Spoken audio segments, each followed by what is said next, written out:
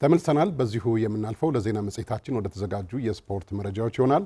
መረጃዎቹ ሊያደርሰን አማኑኤል ጸጋይ እዚህ ስቱዲዮ እየጠበቀን ይገኛል። አማኑኤል መልካም ቆይታ ይሁንልህ። አመሰግናለሁ ተሾመ። እንደምን ዋላችሁ ተመልካቾች። የቀን ስፖርታዊ ዜናዎች ወደ እናንተ ይደርሳሉ። በስፔን ኤልጎባር ሀገር አቋራጭ ውድድር ኢትዮጵያዊ በሪው አረጋዊ የማሸነፍ ቅድመ ግምት አግኝቷል። በዓለም አትሌቲክስ የወርቅ ደረጃ የተሰጠው ይህ ውድድር ነገ ይከናወናል። በዓለም አትሌቲክስ 80 ዓመታትን በተሻገረው በዚህ ውድድር ማሞ ወልዴ የመጀመሪያው ስፔናዊ ያልሆነ አሸናፊ አትሌት በመሆን ስሙ በታሪክ ሰፍሯል። የ2026 ውድድርም ነገ ሲከናወን በሪው አረጋዊ ለሶስተኛ ተከታታይ ዓመት የማሸነፍ ግምት አግኝቷል። ባለፈው ሳምንት በታላሲ የዓለም ሀገር አቋራጭ ሻምፒዮና ለሀገሩ የብር ሜዳሊያ ያስገኘው በሪው ነገ 9.7 ኪሎ ሜትር በሚሸፍነው ውድድር የድል ባለቤት እንደሚሆን ወርልድ አትሌቲክስ ገምቷል። አትሌቱ በ2024 እና 2025 ውድድሩን በድል ማጠናቀቁ ይታወሳል። ኤርትራዊው ሳይመን ኢማኑኤልና ስፔናዊው ቴሪ ኒዲኩሚናዊ የበሪው ተፎካካሪዎች ናቸው። በሴቶች ዘርፍ ባህሬናዊቷ ዊልፍሬድ ያቢ 7.6 ኪሎ ሜትር የሚረዝመውን ርቀት በአሸናፊነት እንደምትጨርስ ተገምቷል።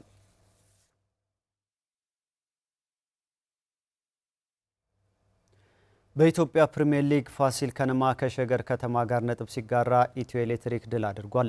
ማራኪ ያልነበረው የሁለቱ ቡድኖች ጨዋታ ያለ ግብ ነው የተጠናቀቀው። በጨዋታው ለሸገር ከተማ ፍጹም ቅጣት ምት አግኝቶ በድጋሚ ውሳኔ ተሽሮበታል። አጼዎቹ ደግሞ 70ኛው ደቂቃ ላይ አቤኔዘር ዮሐንስን በቀይ ካርድ ቢያጡም ውጤቱን አስጠብቀው ወጥቷል። ፋሲል ከነማ ካለፉት 3 ጨዋታዎች ሁለቱን አቻ ሲለያይ ባለፈው ሳምንት በኢትዮጵያ ቡና 2-0 መሸነፉ ይታወሳል። 15 ጨዋታዎችን ያደረጉት አጼዎቹ 26 ነጥብ ሰብስበው 3ኛ ደረጃ ላይ ይገኛሉ። ተጋጣሚያቸው ሸገር ከተማ ካለፉት 5 ጨዋታዎች ድል ማግኘት አልቻለም። በሁለቱ ጨዋታ ሲሸነፍ ያለፉትን 3 ጨዋታዎች ደግሞ አቻ ተለያይቷል። 15 ነጥብ የሰበሰበው ሸገር በደረጃ ሰንጠረዡ 16ኛ ላይ ተቀምጧል። ትላንት በተደረጉ ሌሎች ጨዋታዎች ኢትዮ ኤሌክትሪክ ንግድ ባንክን 2-1፣ ሀዲያ ሆሳዕና ሽሬ እንዳስላሴን 3-1 አሸንፏል።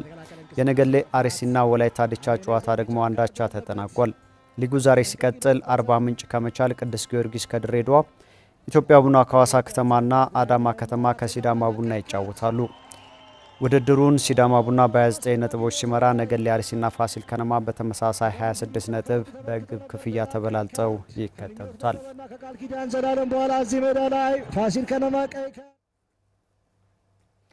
የፋሲል ከነማ ቤተሰብ የጎዳና ላይ ሩጫ ዛሬ በጎንደር ከተማ ተካሂዷል። ለ7ኛ ጊዜ በተደረገው የጎዳና ላይ ሩጫ ከ10 ሺህ በላይ ተሳታፊዎች ተገኝቷል። የጎንደር ከተማ ተቀዳሚ ምክትል ከንቲባና የፋሲል እግር ኳስ ክለብ ፕሬዝዳንት አቶ ቻላቸው ዳኘው የሩጫ ውድድሩን አስጀምሯል። የጎዳና ላይ ሩጫው ዓላማ ለክለቡ ገቢ ማሰባሰቢያነት መሆኑን የፋሲል ከነማ የእግር ኳስ ቡድን ደጋፊዎች ማህበር ፕሬዝዳንት ቴዎድሮስ ብርሃኑ ተናግሯል። የ5 ኪሎ ሜትር ርቀት በሚሸፍነው ሩጫ በወንዶች ታግሎ ጣሰው ቀዳሚ ሲሆን ካሳሁን የሸዋስና ደርባባ ዋሲውን ተከታትለው ገብቷል። በሴቶቹ ጸደንያ ገነት፣ ሀና ለማና ማንጠግቦች ጌታውን ከአንደኛ እስከ 3ኛ ሆኗል። ከዚህ የጎዳና ላይ ሩጫ ለፋሲል ከነማ የሚሆን 6 ብር ለማግኘት ታጀው የጎንደር ከተማ ኮሚኒኬሽን ነው።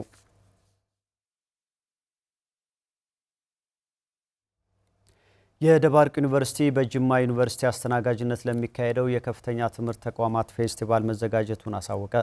ዩኒቨርሲቲው ካለፈው የተሻለ ውጤት ለማስመዝገብ ላለፉት 2 ወራት በ5 የስፖርት አይነቶች ዝግጅት አድርጓል።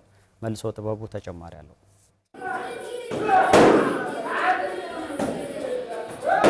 በቅርቡ በጅማ ዩኒቨርሲቲ አስተናጋጅነት ለሚከናወነው የኢትዮጵያ ከፍተኛ ትምህርት ተቋማት የስፖርት ፌስቲቫል ላይ ለመሳተፍ ዝግጅት እያደረገ የሚገኘው የደባርቅ ዩኒቨርሲቲ ስፖርተኞችን በማሰባሰብ ከ2 ወራት በላይ ዝግጅት እያደረገ ይገኛል። በዚህ ውድድር እንግዲህ በ5 የስፖርት ዘርፎች እንሳተፋለን። በእግር ኳስ፣ በአትሌቲክስ፣ በቼዝ፣ በባህል ስፖርት ሻህና ገበጣን እንዲሁም በወርልድ ቴኳንዶ የምንሳተፍ ይሆናል። በአጠቃላይ 34 ስፖርተኞችን ወይም ደግሞ ተወዳዳሪዎችን ይዘን ነው የምንሳተፈው። ዝግጅታችን እንግዲህ ቀደም ብለን የጀመርነው ዩኒቨርሲቲያችን ላይም ኮንዲሽን አስገብተን በአግባቡ ትሬኒንግ እያደረግን ኦልሞስት ስልጠናችን እያጠናቀቅን ነው ያለ ነው። የውስጥ ለውስጥ ውድድርም ነበረ። ያው ብዙ ነገር ሰርተናል ብለን እናስባለን። ያው ብዙ ጊዜ ትሬኒንግ አድርገናል። በዛ ላይ ዩኒቨርሲቲው እንግዲህ የሚችለውን ነገር ድጋፍ እያደረገልን ነው። ትጥቅም እንዲሁም ደግሞ የምግብም ያው የስፖርተኛ በሚል ያው ድጋፍ እያደረገልን ነው። ከነበረን ዝግጅት አንጻር ያው ጥሩ ነገር ይኖረናል፣ እስከ ዋንጫ ድረስ እንደርሳለን ብለን እናስባለን። በቼዝ ስፖርት ለመሳተፍ ዝግጅት እያደረገች የምትገኘው የዩኒቨርሲቲው ተማሪ መሰረት መልካሙ የቼዝ ስፖርት ከውድድር ባለፈ ለአእምሮ እድገትም ከፍተኛ አስተዋጽኦ እንዳለው ተናግራለች። በውድድሩ ላይም ሜዳሊያ ውስጥ ገብቶ ለማጠናቀቅ አቅዳለች። አሪፍ ውጤት ይዤ እንደመጣ ተስፋ አድርጋለሁ። ቼዝ ስፖርቱ በጣም በብዙ ነገር በትምህርትም በምንም አግዞኛል። ጊዜን ሌላ ቦታ እንዳላጠፋ አድርጎኛል። እንደ መዝናኛም ስለመቆጥረው ደስ ብሎኝ የምጫወተው ጨዋታ ነው። ድሮ ጀምሬ የምፈልገው ነገር ስለነበረ እድሉን ሳገኘው ተጠቀምኩበት። ወርቅ እንጠብቃለን።